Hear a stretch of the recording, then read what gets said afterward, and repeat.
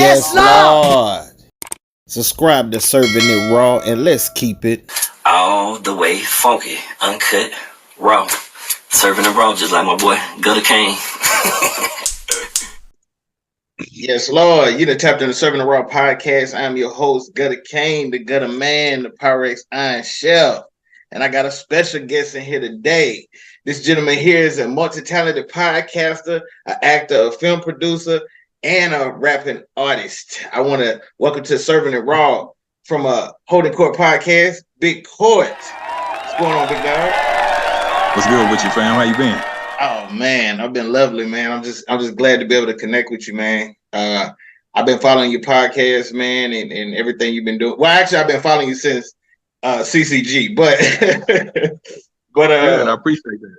Yeah, but I've been really like modeling my podcast after yours because I like how the fact that like you be having guests on your podcast and you don't do any of that instigating and none of that, bringing up basically like trying to get some type of fame off the pain of your guest, So but I wanted to dive into. Let me start by saying, brother, real quick, man, I appreciate your continued support. Excuse me, because if you've been following CCG, that means you've been following what I've been doing since the mid '90s. So, I have to say I appreciate you and I appreciate the continued support. And I see you doing your thing on your podcast as well, building your platform. You know what I mean? So I appreciate that. Oh, Stu, already, man. That's like 95 right there for you, man. Like yeah, 1995. Yes, sir. Oh, I just want to put a gem out there, and just for people that don't know, that the Down South Hustler was the first double CD. Even though it was a compilation, it was the first double CD. Okay, it definitely was. That was released in rap history. Okay. Shout out to Master P. Yes, he had the first rap double CD. Yep. Yes, sir. They tried to give it to Tupac. No shade to Tupac, but Down South Hustlers was the first. And I believe they tried to say that Will Smith did it in the late 80s. Yeah, okay. So let me just break this down real quick before we start in these questions. So Will Smith, I'm the rapper and he's the DJ, or he's the DJ and I'm the rapper, whatever it was. Okay. Yeah. That was the first double album. It was so when you talk about vinyl, that was the first double vinyl. But when it was converted to CD, it was just one disc because it didn't go over 80 minutes. Yeah, exactly. Master P, when he dropped the compilation, it was the first double CD ever released in history. Now, he had a double cassette as well. Yes, and he had a double cassette. Tupac was the first solo artist. Yeah, to have a double CD. So that's kind of how it breaks down in the different three. These are facts. Yes. Okay. All right. Now, so the first question I want to start with some basic stuff. Okay. Well, where are you from? And can you give us just a small summary of your music career from 95 to 03? I'm originally born and raised in Kansas City, Missouri. I grew up an only child. Raised on love. I wasn't raised on survival. Had a beautiful childhood. Grew up in a household that, education was a focal point. I was raised by strong women, my grandmother, my aunt, my mom. I was doted on like a little prince. I did well in school. I was a above average student, straight A's and B's. I always was a fan of music. I grew up in a musical household. So back then, I'm born in the 70s. So, people was listening to big band, Earth, Wind and Fire, Tavares, the Jacksons, RJ's latest arrival, all of that stuff from the 70s and the 80s. Excuse me. So, every weekend, growing up in the 80s, you know how it is. So you listening to, Luther Vandross and your folks is, they smoking their weed, doing their drink or whatever. So I always, that kind of helped, I would say, shape my musical ear. And of course, when I got introduced to hip hop, like everybody else, of course, Run DMC, I was too young to understand Sugar Hill Gang. I remember Sugar Hill Gang, but that wasn't, my introduction to that. Run DMC, but it was when I heard Ice-T. Ice-T's Squeeze the Trigger, Ryan Pay's album. That was probably what really, you know what I mean, got my attention. And then from there is, you know, discovering Too Short, discovering NWA and the Posse, discovering, you know, Eazy-E, even Ghetto Boys as far back as Making Trouble. And so I just developed this ear, you know, and this appetite for gangster shit, you know. And of course, at that point, as a kid, you know, I was just telling my daughter this, even though I grew up in the hood, I'm from an area called the Faux Block. I don't remember anything ever happening, no type of crime shit that I was aware of as a kid up until probably the 80s when the crack shit came in, you know, 80, 86, 87, when I started, you know, being old enough to pay attention to it. And so as I was watching Ice-T and I'm listening to Ice-T, I'm listening to NWA, they're contextualizing, you know, what I'm seeing in the neighborhood. You know what I'm saying?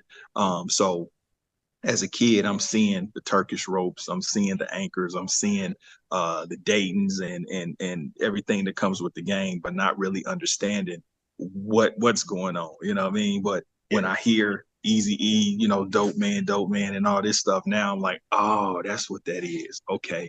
And so, you know, all of those influences together is what ultimately led me to get into music, you know. So the environment, listening to it, and then also me growing up in a musical household. So it just culminated to that. Okay. And I know that you hooked up with Sisko. Y'all started CCG. I know originally y'all were trying to get on with Ruthless, and y'all had something going on with Eazy, but he unfortunately passed away. And then I know Master P picked up the demo, even though I know you shopped at the different labels. Yeah. But I know Master P picked it up, gave you a call, and then put y'all on the Down South Hustler.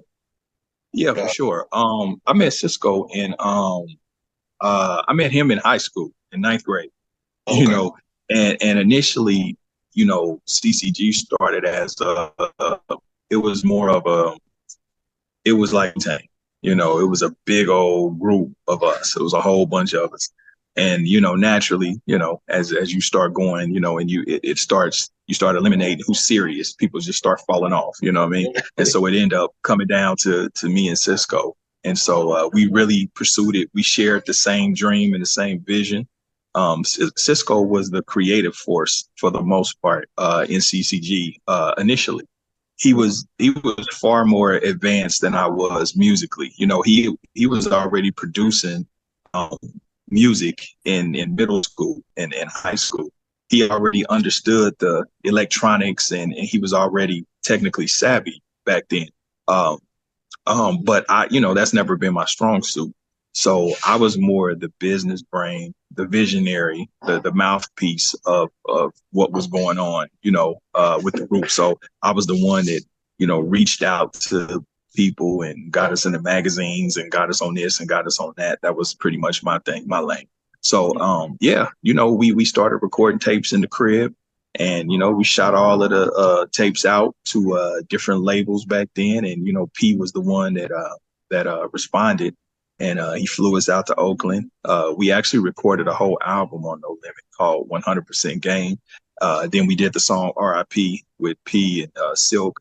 And, you know, that was a great experience. You know, we were young, man. We were like 17. I might have just turned 18. Yeah, in 95, because I graduated in 94. I was 17, so I was about 18. We were young, man. We had no reference point of industry, of music. You know, we was just figuring out it wasn't the internet. We didn't have nobody to coach us or nothing like that. You know what I mean? So yeah, that's how that transpired. Well, hey, I want to thank you for y'all contributions, because I know y'all put out y'all put out 2 albums, and then you put out 3 solo independent albums at the time. So which was Pulling Rank and Thug Diary. There's a Diary of a Thug or Thug Diary? Thug's Diary. And then Kansas City Chiefs. Yep, then Kansas City Chief. And then I put out Still Here, which was a movie soundtrack in 05. Yeah. Now, was Still Here and Young American Gangster, was that kind of like, was that supposed to be that? movie? Yeah, dog. So this is when you young trying to figure it out, right? Yeah. So what happened was when I did this soundtrack to the movie was initially called Still Here. That was what it was. The movie was called Still Here. Okay. But I did the soundtrack. I got it pressed up, right?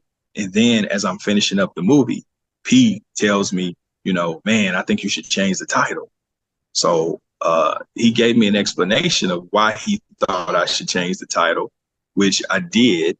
And not understanding the connection of branding or different things like that, I just said, okay, still here, but I really need this movie to go.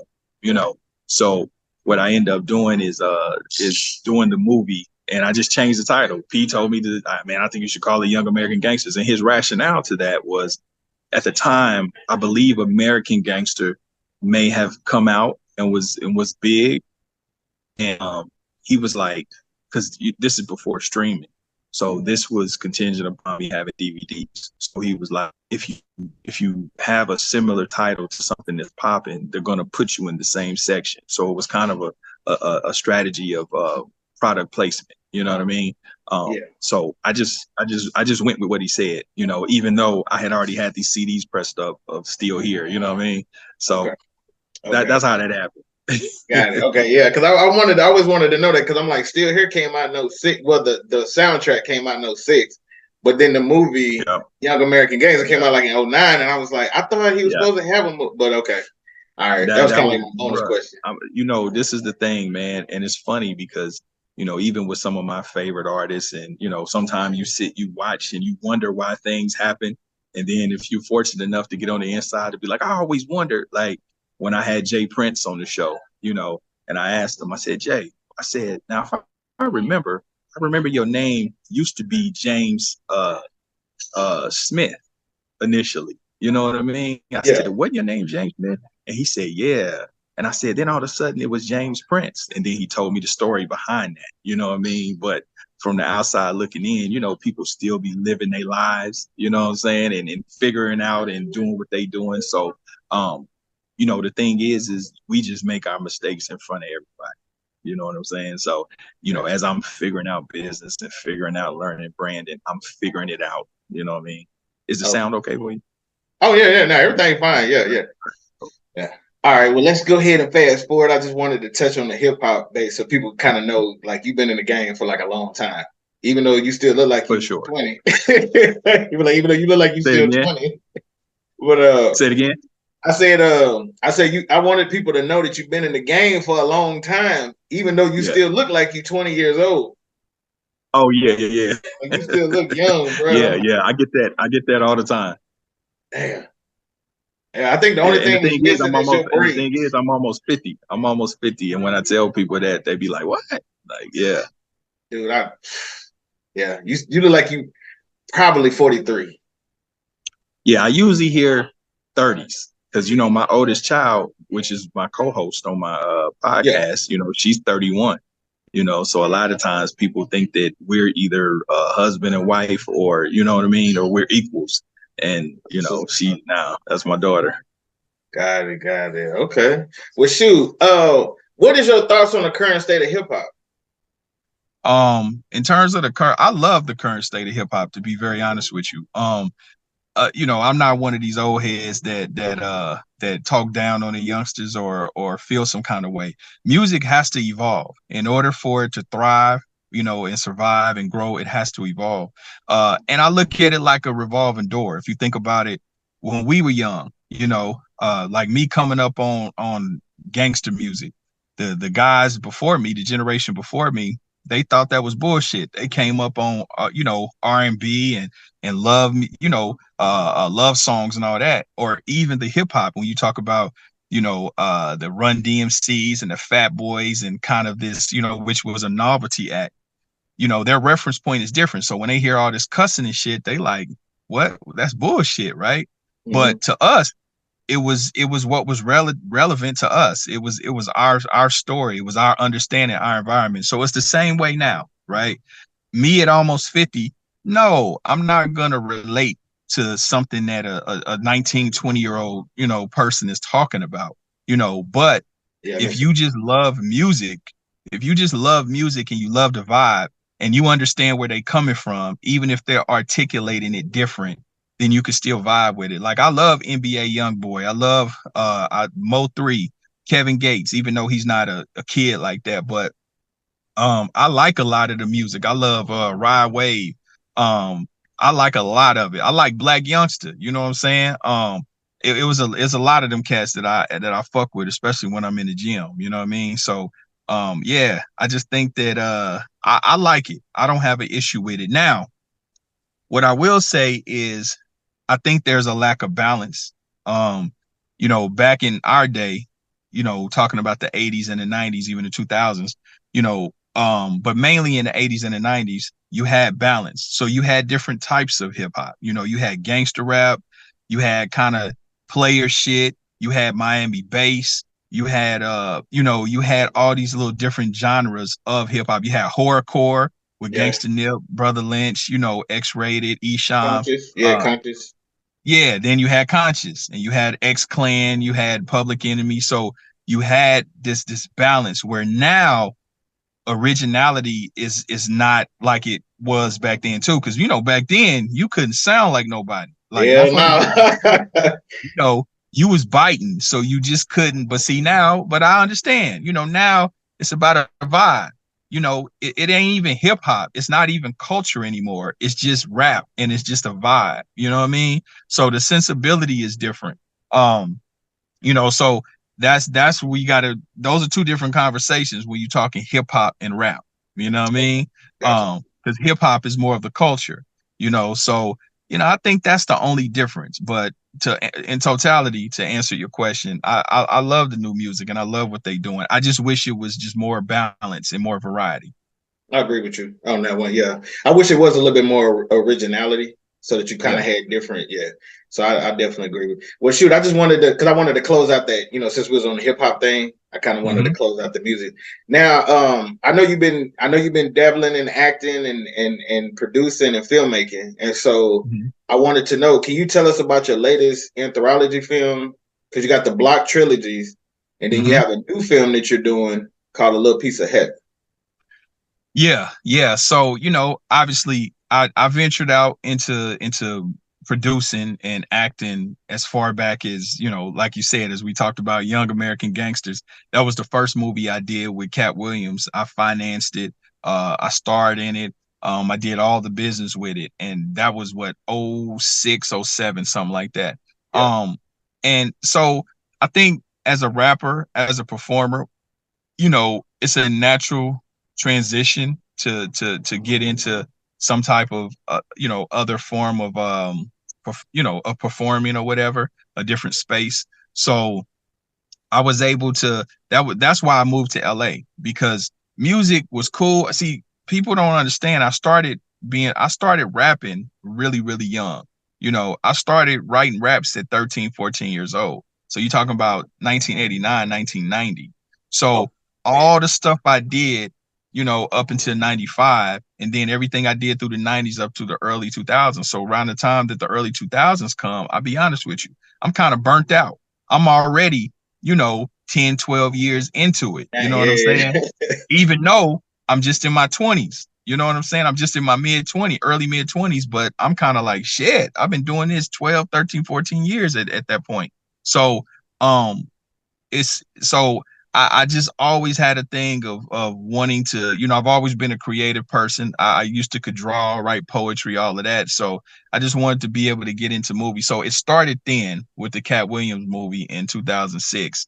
And so I've done a dozen or so movies as an actor.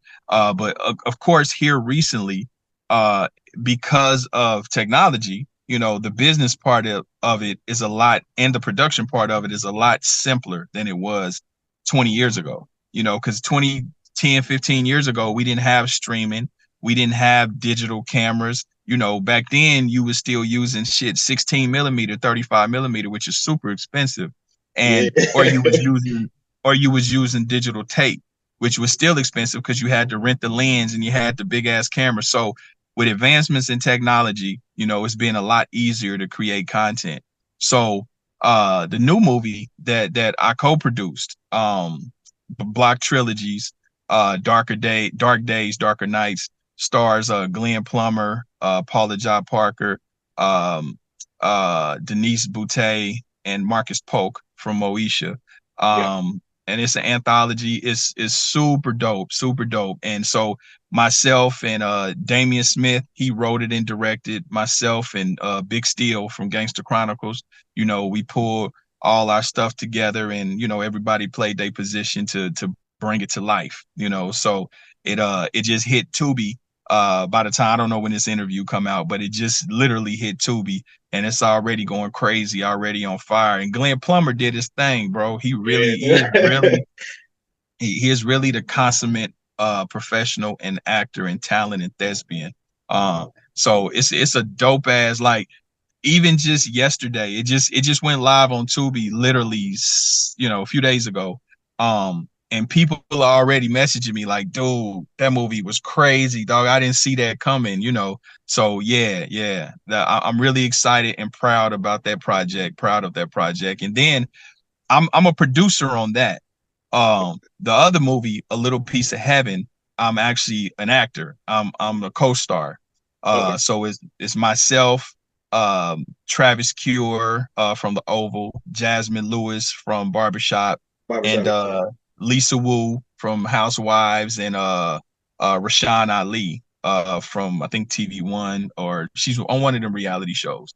But yeah, it's super dope. It's a dramedy, kind of a romantic dramedy. And I play a vindictive, toxic ex-husband, you know what I'm saying? So I'm excited for people to see me in that role. And this will be coming out on All Black. It's We TV All Black. So yeah, that'll be coming out. It'll be soon, probably in the next few months, you'll see it. So that's what I have right now that's coming out. I have another movie. I don't know why the title escapes me, but there's another movie I have that's coming out. But yeah. Okay. Now, do you prefer like doing movies or more rap? No, I'm gonna be very honest with you, bro. I prefer the creative space of movies and content. Okay. Music, even though I will forever be a fan of music, now I don't want to be disrespectful and I don't want to ruffle feathers. Though I am a fan of the new music. I love the new music and the youngsters, but what I'm not a fan of is necessarily their disposition and the way that the youngsters see things. This generation sees things, So I'm saying that to say I have really no desire to deal with the music business. You know what I'm saying? I haven't been a rapper in many years, but even as an executive, I have an entertainment label. I did dibble and dabble maybe about 4 or 5 years ago and tried to break a few artists. And I just, their sensibilities are a lot different than what our understanding was. Many young artists are entitled. To me, not everybody, but to me, a lot of them have this false sense of importance and this, delusions of grandeur and entitlement. And I just don't have the temperament for it, to be very honest with you. There's a lot of coddling you have to do with some new artists. They feel they have, I don't know. It's one thing to be confident, but it's another thing to have this unrealistic expectation or self-importance. I run into so many artists that feel like the world should be at their feet and everything should be handed to them, and somehow or another they skip the process of and understanding, to scale a brand. They don't know, like, they just think that it's all about them thinking they dope. I think I'm dope, but there's no metric to back that up. And we're talking about business. That's cool that you believe in yourself, but when we talk about tangible things, your brand is not worth shit at the current moment. Not saying that it can't be worth something, but at this very moment, you are making nothing off your brand. You know what I'm saying? Like, you still hustling or working a job, but yet and still you somehow think somebody's supposed to give you $1 million because you feel like you're so dope in what you think it will do. I've had to encounter that a lot. You know what I mean? So I just elected to, hey, listen, let me let them have it. Let me let them do what they do. I try to, share knowledge, wisdom, and understanding and game when I can, which we'll get into, which is why I'm creating a community specifically to help those that want to be helped. And me, even in my personal growth, I had to learn to listen, everybody can't go. You can't want more for others than they want for themselves.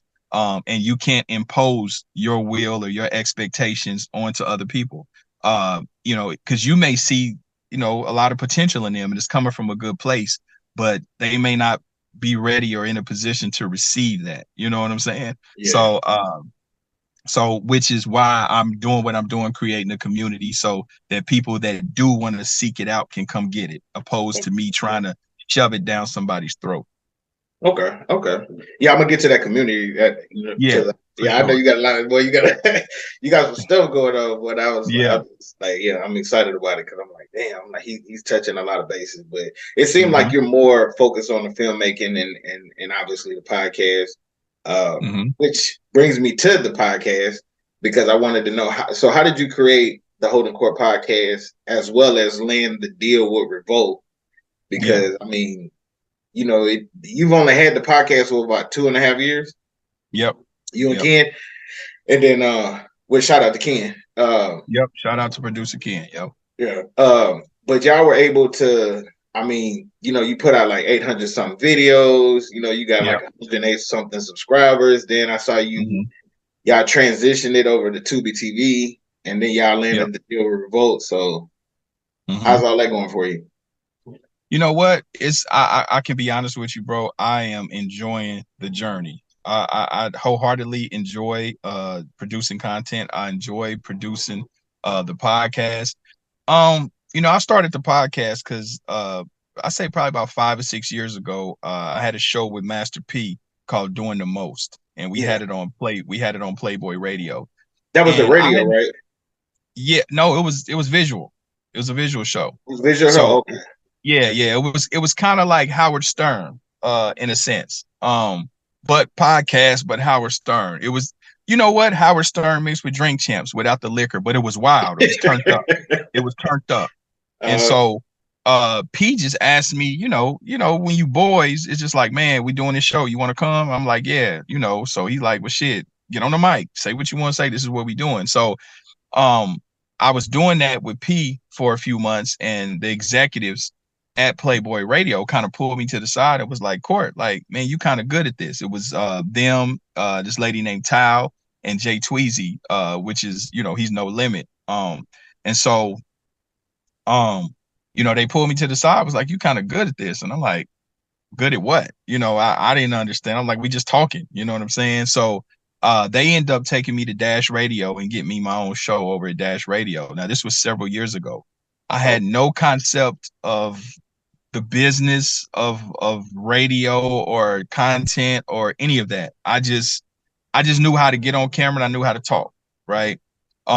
So I did that for a few months. I couldn't figure out how to monetize it, so I put it down. So during COVID, during the shutdown, everybody's sitting still. Then I really started paying attention to YouTube. I started watching Gangster Chronicles, Drink Champs, Boss Talk, all of them. Vlad, I'm really watching them, and I never really had before.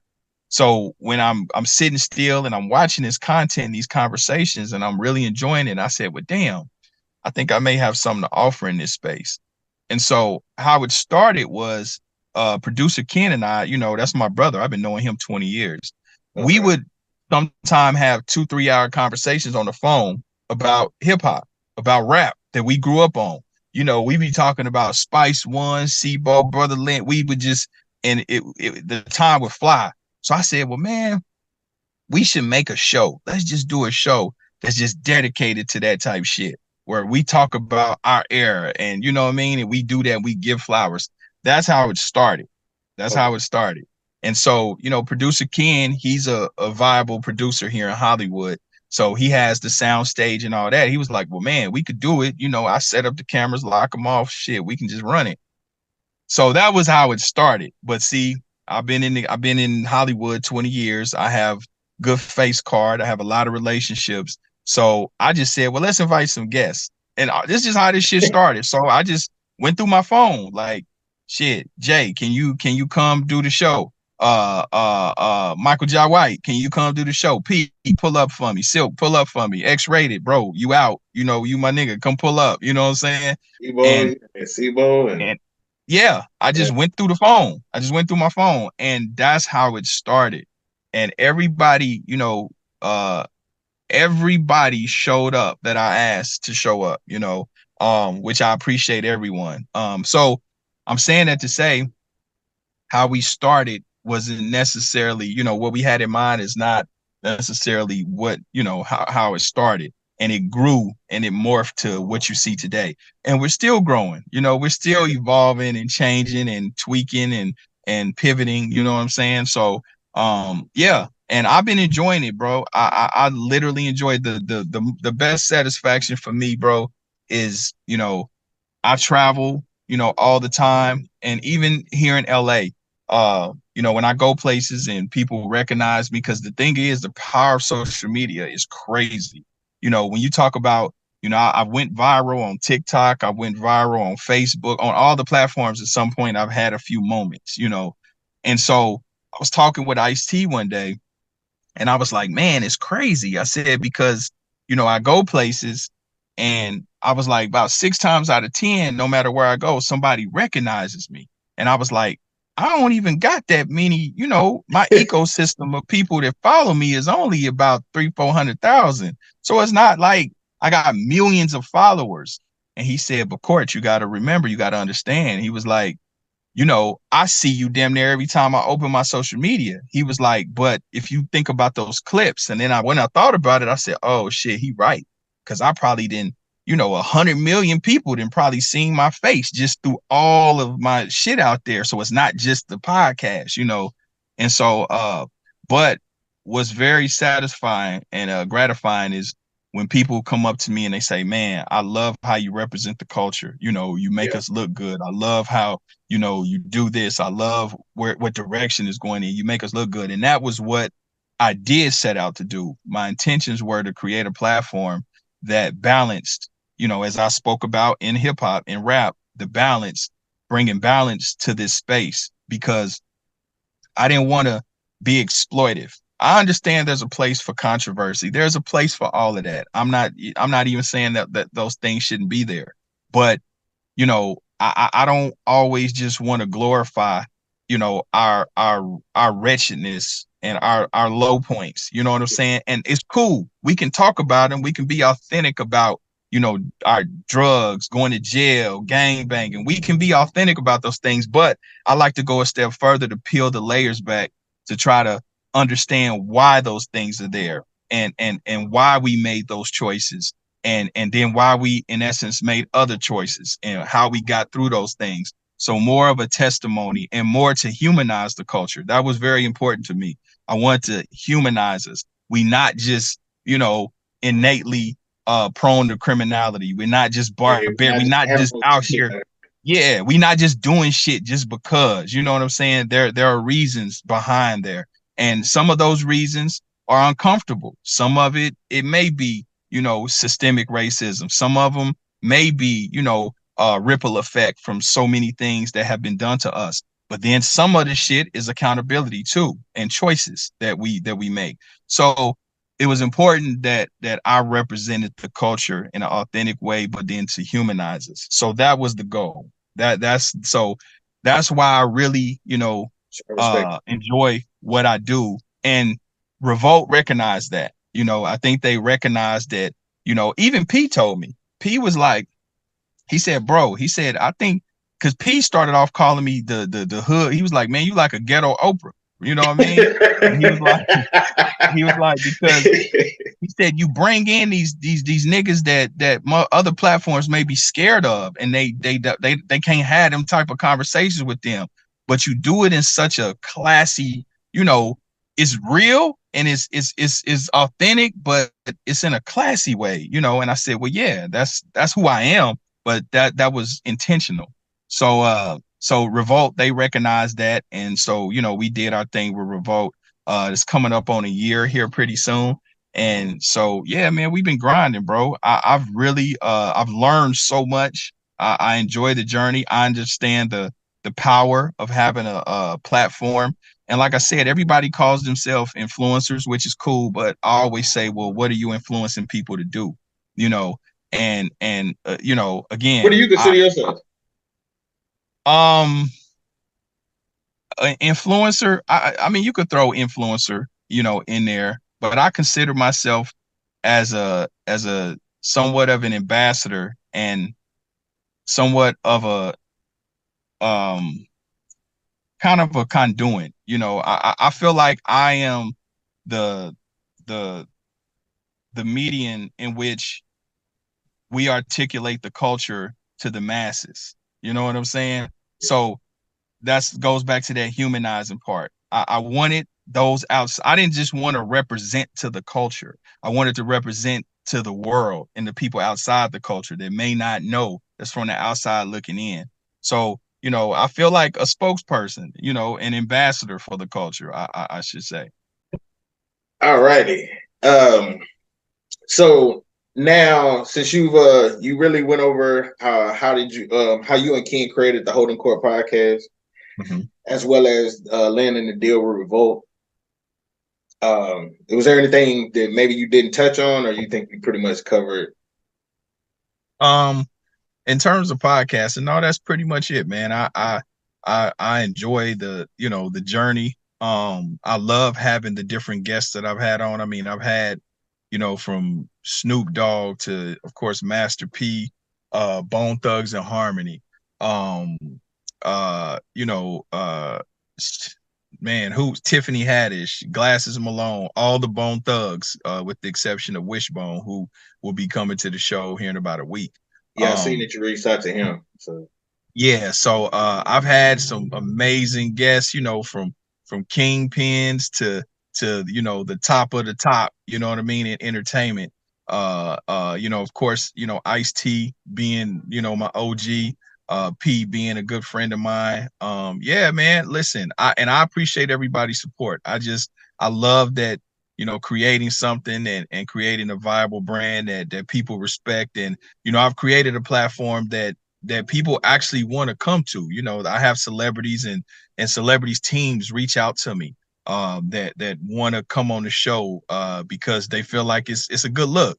They're in good company. You know what I mean? So yeah, man, I'm enjoying the journey, and I really am looking forward to showing the world just how I'm about to pivot and scale, because that's the other part of it too, man. Is a lot of times in our culture, as we kind of talk about business, a lot of our culture, we have businesses. Everybody got an LLC, a S corp, or whatever the case may be, but most of our business, over 97% of our business, we don't have employees. So I think the conversation, just as it pertains to the podcast or anything that we create, we have to have the conversation of scaling. You know what I mean? So how do I scale this business? So that's the same thing that I'm doing with the podcast. How do I scale it? So that's the bigger conversation now. Okay. Who would, even though all your guests have been phenomenal, you've had some great guests as well as some phenomenal episodes. What episode would you say was probably like you felt like your best or your favorite? I would probably say. You got to when you break it down to categories like that. Like, if I can say the most fun that I've had in terms of the funniest and just the energy, it would probably be one of my least popular, which was probably with Gary G. Thang Johnson, the comedian. Oh yeah. Having him on the show, man, dude is like, he was funny, bro, like all through. It was hilarious. I would say my best in terms of execution, conversation, the aesthetics was on, the sound was on point, the camera work was on point, the conversation was on point. I would say probably both of my Ice-T interviews. Okay. Along with my Lazy Bone and Crazy Bone interviews. I think both of those are real good.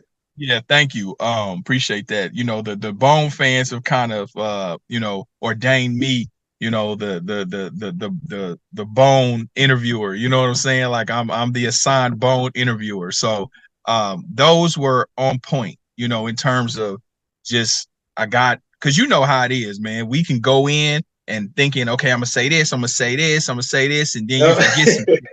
And then you like, fuck, I should have said, man, I forgot to, you know what I mean? So we had those moments. I did that with Sugar T just the other day. I mean, when I finished with her, yeah. Even if we make notes, we'll make notes to ourselves and still somehow or another miss something we wanted to ask or say. But so I'll say those, both my Ice-T's, my Lazy Bone, Crazy Bone, and yeah. Okay. Hey, I remember you said earlier when you said "Squeeze the Trigger" you said is that your favorite song from Ice-T? Not my favorite song. That was my introduction to Ice-T and gangster rap. First gangster rap record I ever heard. My favorite Ice-T song, it would, that's hard, but I would probably say "Peel the Caps Back." Okay. From Iceberg, the Iceberg album. Okay, because I don't think people know that "Squeeze the Trigger" song. That's what Rocket was listening to. Huh? So you remember in Colors? Yeah. Was sitting in the chair. Yep. That's what he would listen to in the background. I know a lot of people probably didn't know that. Yep, that's a fact. Yep. Yeah. All right, well, shoot, let's go ahead and touch on some of this community works that you got going on. So, can you give me a little bit of insight on what you got going on with the new community, the Legacy Builders? Yeah. So, what again, kind of coming, pivoting off of, building off of what I just said in terms of scaling, with the Holdin Court Podcast, man, I've had so many people, reach out to me, in different ways, email, messages, comments, and they tend to want to know more. They I have people ask about mentorship. They ask about business, especially healthy living, working out, different things like that. People want to get into entertainment. They want to, they ask me an array of questions, and most of those questions are in my wheelhouse of things that I actually do. I created a multi-million-dollar real estate portfolio when I was 19 years old. I've created other businesses even outside of entertainment. Education has changed over the years. And what I mean by that is me being born in 76, my parents, they equipped us and they taught us how to maneuver in a world that pretty much doesn't exist anymore. So we were taught, go to college, get a trade, get a job, do that. We weren't taught entrepreneurship. The way that we were educated was through, going to school. Well, things have changed. Now, people are more prone to do peer-to-peer educating, more it's about the experience. You know what I'm saying? Education can get you education, but education can't get you experience. But experience can yield education. You know what I mean? Yeah. So now, people are there's value there. A lot of people reach out to me, and I want to be able to serve that community. So what I've been working on, we created the Legacy Builders. I expanded my team, headed by my daughter, Rachel Renee. She's expanded my brand team, and we brought in, all the, man, when I tell you, I have experts, and all of them are old enough to be my kids. You know what I mean? To help build and scale this new community called Legacy Builders, where what we will be doing is we will, in essence, so we still have the Holdin Court Podcast. That's the entertainment part of it. So now, in this new community, I'll be bringing in your Grant Cardones, your Robert Smiths, your business people, your experts in these different arenas to share different, more intimate information. You know what I'm saying? So, I may have Grant Cardone on the Holdin Court podcast, and that's the entertainment part of it. But then over here, it may be 20, 30 minutes of really intense conversation about how to really build a business, scale a business, sustainability. It may be, me really showing, the diet part of working out. And it's really my money motivation. What I consider myself, because a lot of people have always said, man, have you thought about being a mentor? You thought about doing that? And in essence, what I pretty much share with people is my experiences, not knowledge, wisdom, but also it's kind of like, I'm kind of more of a mental strategist. It's more about mental strategies. So because that's what it starts with. Success really starts from how you look at things, your perception of things. I come from the hood, bro. It was many of my peers had more talent than me, were smarter than me, better looking than me, whatever, right? The only thing that separated me was how I looked at things. That's it. It was just my perception, my perspective. But then also discipline, consistency. It's these other things that are, those things lead to success, because you don't always have the answers. But when you have discipline and when you have the consistency and you have the perspective, you will go seek out the information that you need in order to implement that to be successful. And then it's a community of support, so now we have all the resources. I have the people with business funding, the people that know all the programs that are friendly toward the community banking programs that are friendly toward minority businesses. I have the people that have the best, diet plans for losing weight. I have the people, so all of these things, I can get the record execs to come into my community and actually tell up and coming artists what they should be doing and what they should not be doing. You know what I mean? Yeah. So that's what the legacy builders is about. Okay. See, the reason why I think that's such a good thing that you're doing is not only from the fact I paid attention to your live where you had the one guy and you kind of went over like kind of how you were able to build up the Holdin Court podcast. But I think a lot of reason why it's hard for people to be successful in the things that they're doing is they just don't know how. This is right. This is true. They get to a point and it's like, okay, where do I kind of go from here? And so that's kind of one thing that I noticed and stuff. But I'm glad that you're touching on that as well as the health thing, because one of my best friends came over the other day, Vince, and we sat down for about like 2 or 3 hours. And we was just talking about stuff, and I was like, yeah, man. I was like, tomorrow I got to get ready for to interview Big Court, and he was like, talking about Court, dog, and so he was like. He's a big, when I'm talking about a big No Limit fan, I'm talking about like, he still got the damn, the CD case. Yeah. That we used to drive around with, and you be trying, like, before people was driving, looking at their phone, texting and shit, we was trying to like go through the CD book to find CDs. And so he still got like all the No Limit stuff. And so he was like, man, he's like, yeah, man. He's like, man, I'll be watching this podcast and stuff. And he was like, I was like, yeah, I'm trying to come up with different questions to ask him. I was like, cause I don't want to, I was like, me and him decided we ain't gonna, touch too much on the past. I was like, I want to focus more on the future. He's like, man, he's like, shit, just ask him about his weight loss and his mom, he wanted me to ask you about because you had the protein powder. Yes. So he was like, are you still like doing that? Like, is that going to be incorporated in it? Yeah. So at several years ago, when I got into I consider myself a bodybuilding enthusiast at a point, but I pretty much now just promote healthy living. It's really not about being big and buff, because everybody doesn't want to look like that. And, quite frankly, sometimes the practices to become big and buff and sustain that are not always healthy. Right. So back then, yes, I remember, again, shout out to Master P. He's the one that planted that seed, because when we would travel, people would always ask me, what do you take? What do you take?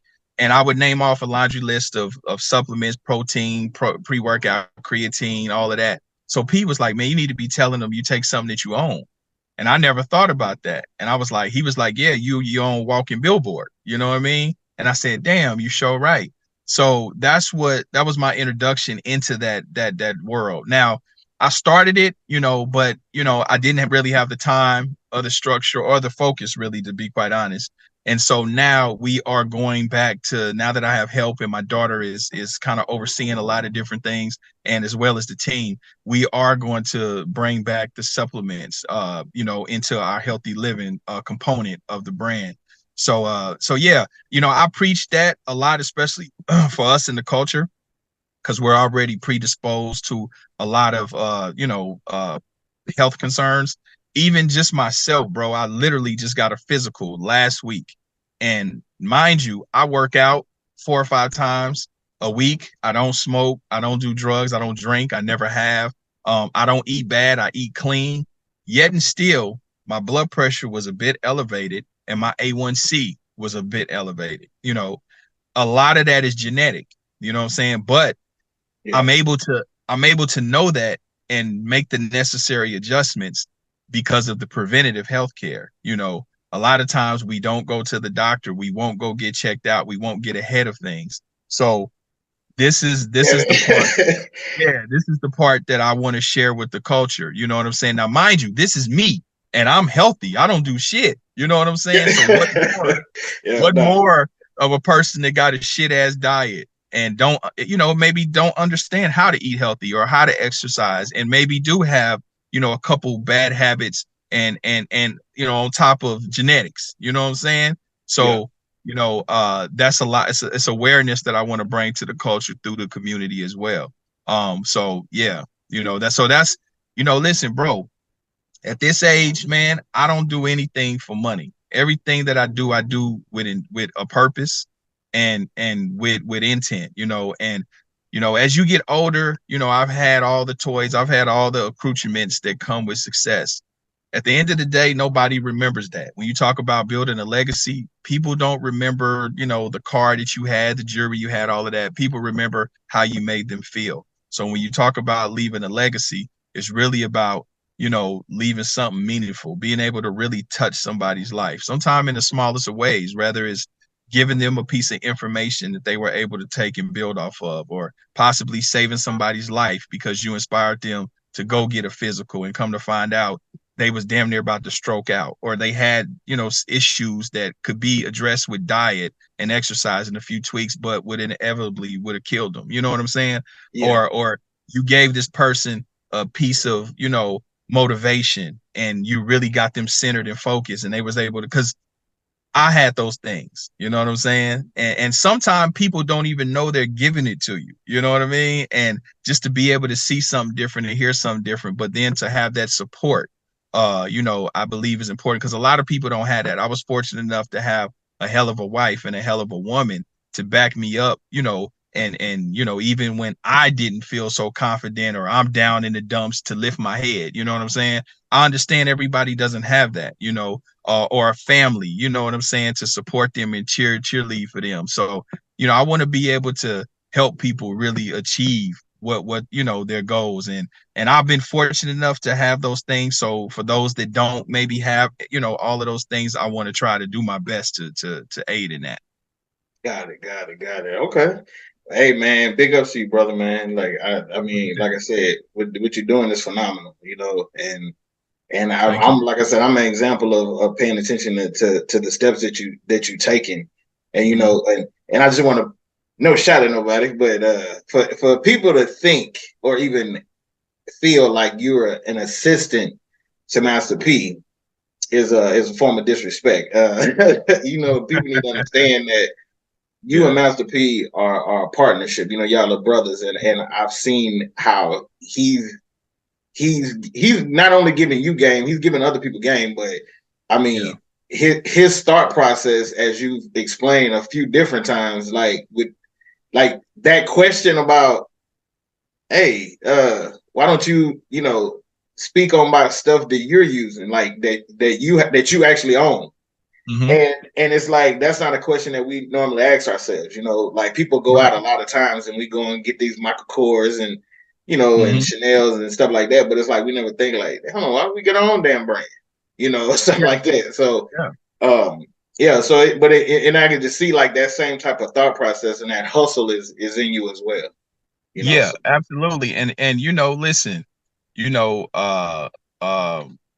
where you assemble is what you resemble. You know what I'm saying? The people that you are around are a reflection of you and where your mentality is and where you are in life. And fortunate enough, we attract what we think about. All my friends or associates or close what I would, or even say my OGs and people that I get game from are all successful. Well, you talk about your Master P's, your Ice T's, your Jay Prince's, your Michael Jai Whites.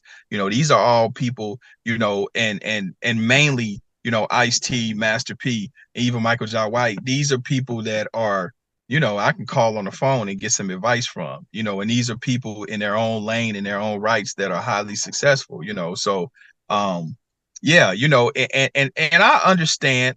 Listen, I understand how sometimes there's a disconnect with my relationship with P, because depending on who you ask and depending on who knows the history, you know what I'm saying? And because I haven't been an artist for so long, people would automatically assume that I was P's bodyguard, just because I look how I look. I just happen to be in shape. They didn't say that when I was thin and look like a basketball player. That was, yeah. I'm still the same person you seen with him, but I just didn't look like I look. You know what I mean? I put on 50 pounds of muscle. So, but you know how it go, man. Everybody gonna have, something to say in their opinion and different things like that. But what I think what throws people off is because I was an artist on No Limit, but people have to understand me and P are friends. That's like my brother. You know what I'm saying? Like Silk is like my brother. You know what I mean? Boz is like my brother. Yeah, shout out to Boz. I'm an only child, so it's like family. There's no, I'm probably one of the few, if not only, artists that P had that probably is still close to him like that. You know what I mean? So when you see me around, I'm a friend. I'm his friend. I got his back. Like I'm with him. I wear multiple hats with P. That's my home. Just like he backed me up, I back him up. It's times where he comes to my world. You know what I mean? If I say, well, P, I need you to pull up here. I need here. I need here. Okay, what time you need me? When he get there, he's there for what I need him for. You know what I'm saying? So that's reciprocated. So that's just a brotherhood. You know what I mean? And so people have asked that, like, damn, I always see you with him. What do you do? Listen, every boss, has a what they call a concierge. You have somebody that's gonna keep it concierge. You're gonna have somebody that's gonna keep it 1,000 with you. Somebody that you can bounce your thoughts of. Somebody who can give you honest feedback. Who's not gonna yes man you. Who's not gonna tell you what you want to hear, but they're gonna tell you what it is. And if you fucking up, they're gonna pull your coattail to it. But they're always loyal. So every good boss has a concierge, and that would be, my position, along with, brotherhood and friendship. Okay. Because I'm gonna tell Peter the truth. He knows that if he asks me something, I'm gonna say, nah, bro, that's not it. You know what I mean? Now, he can do with that what he chooses, but he knows I'm gonna keep it real, and I'm always gonna, give him, whatever my opinion is, in love and respect. You know what I'm saying? So yeah. Okay. Well, shoot, now we down to my favorite question. I love asking my guests. So what is Big Court's top 5 favorite rappers that are alive? Okay. So with that, bro, again, I know I can be loquacious and long-winded. Oh no, yeah, hey, we chilling. Do your thing, depends. man. Like I said, the spotlight's on you, man. I got 2. It depends. So I have an old school, and then I have a now, today. So which one you want to know? Because it's impossible. Huh? Both.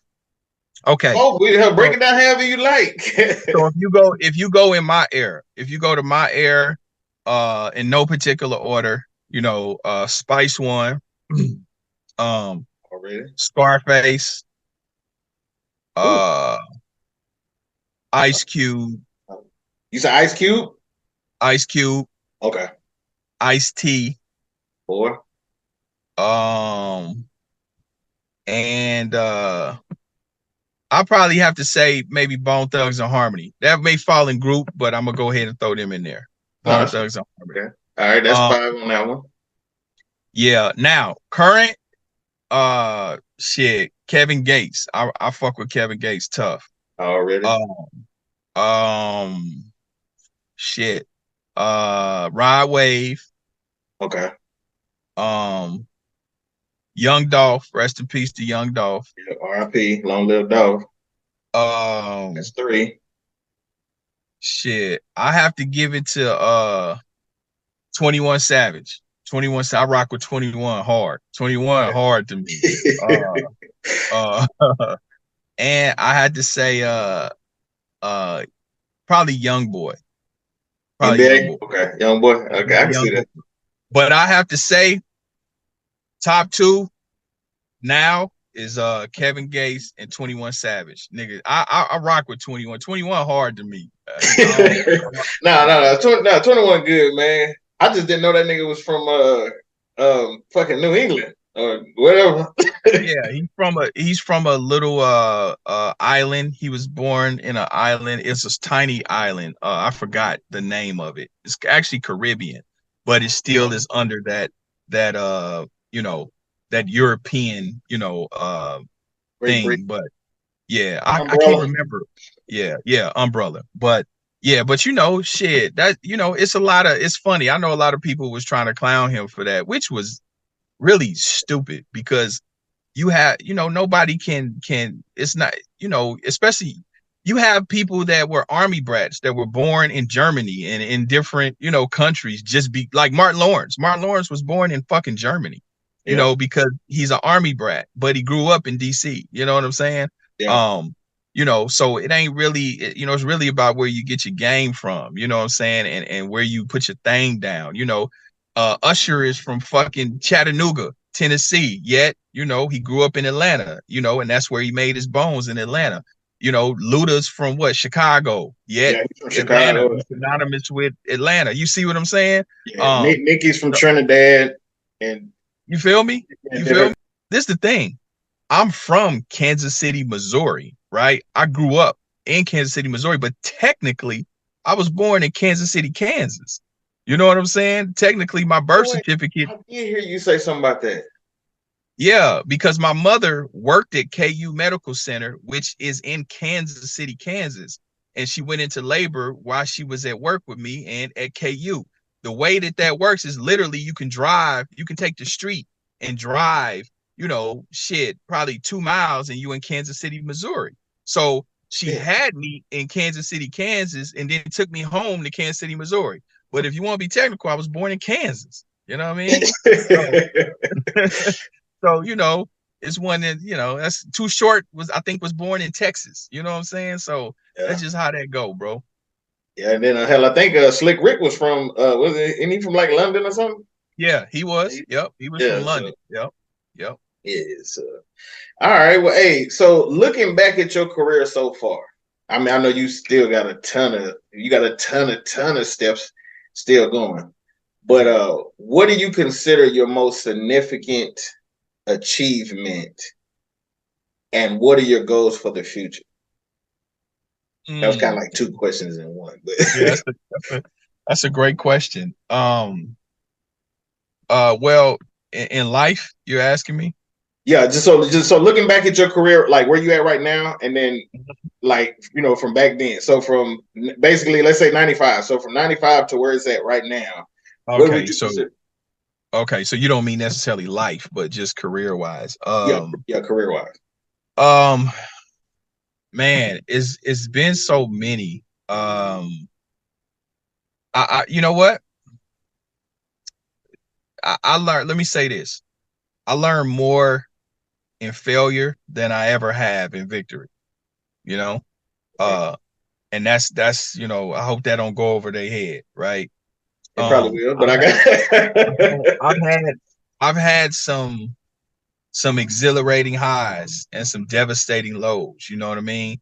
But again, I've learned more. You know, when you go through struggle, it forces you to find strengths that you didn't even know you had, you know?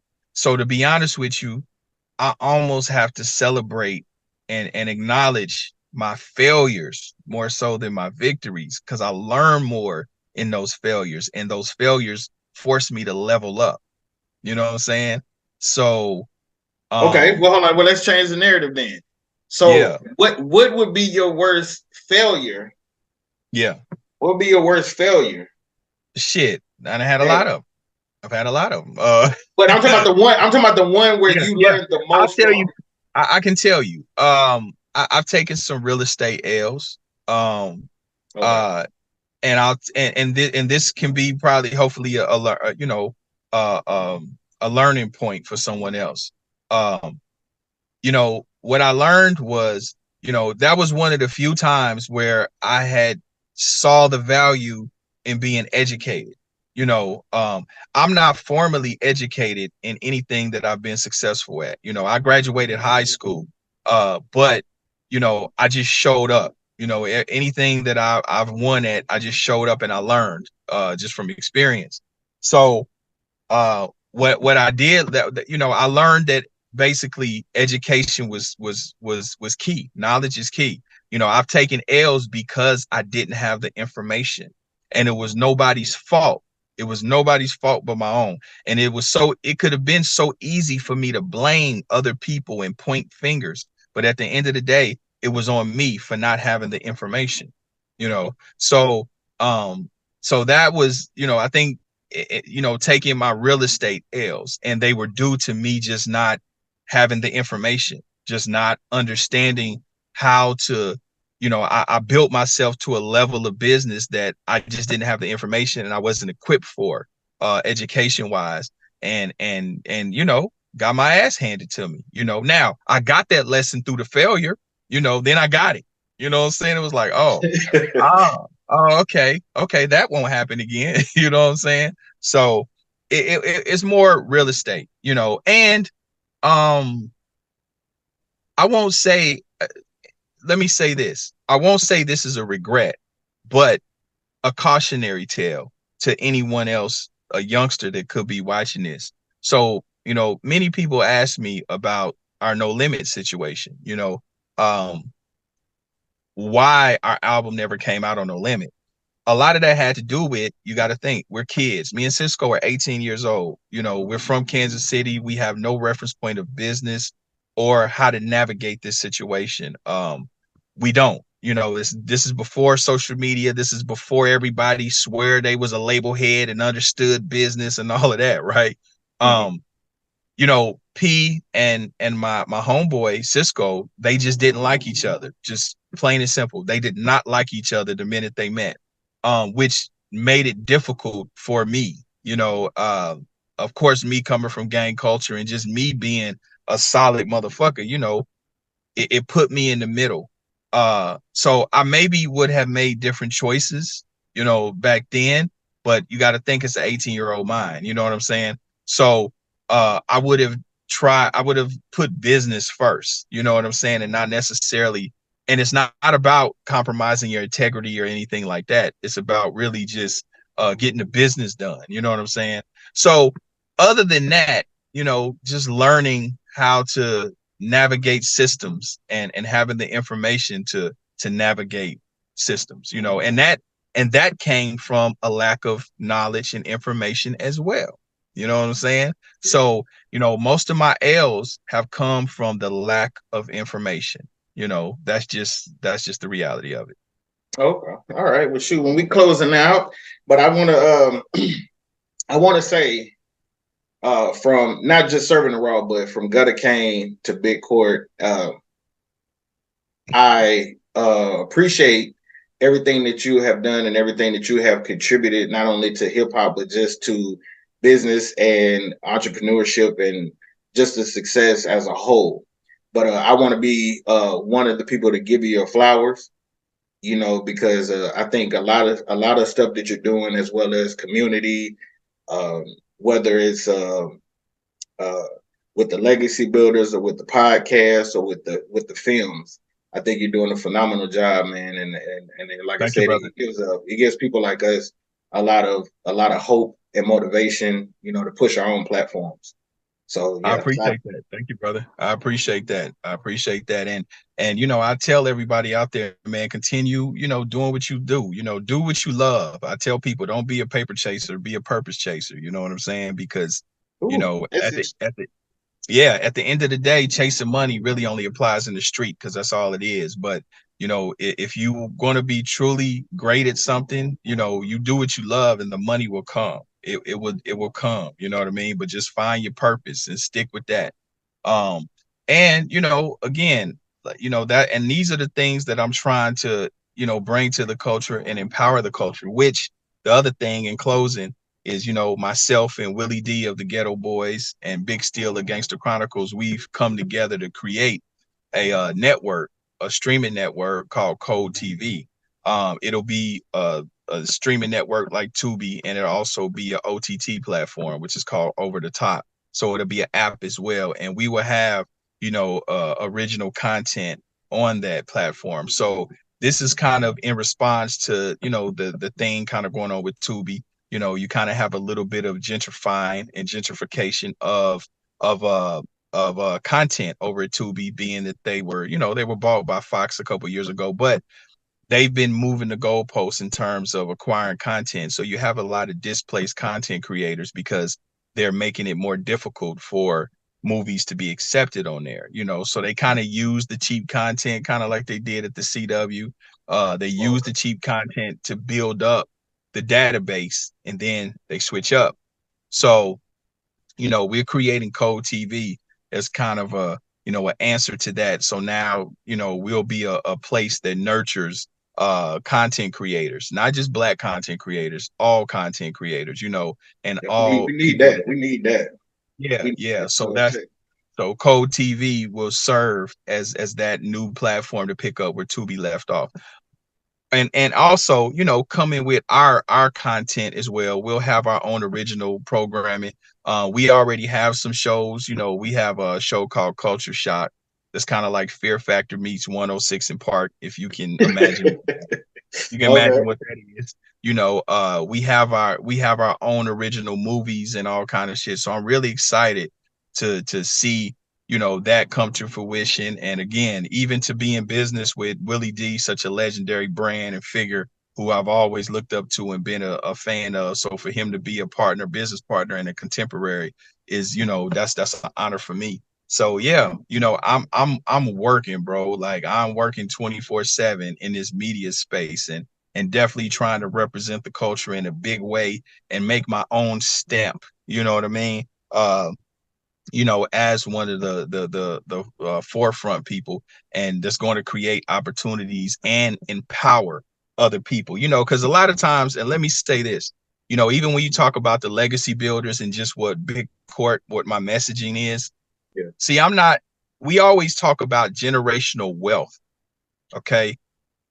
The truth of the matter is that sounds good.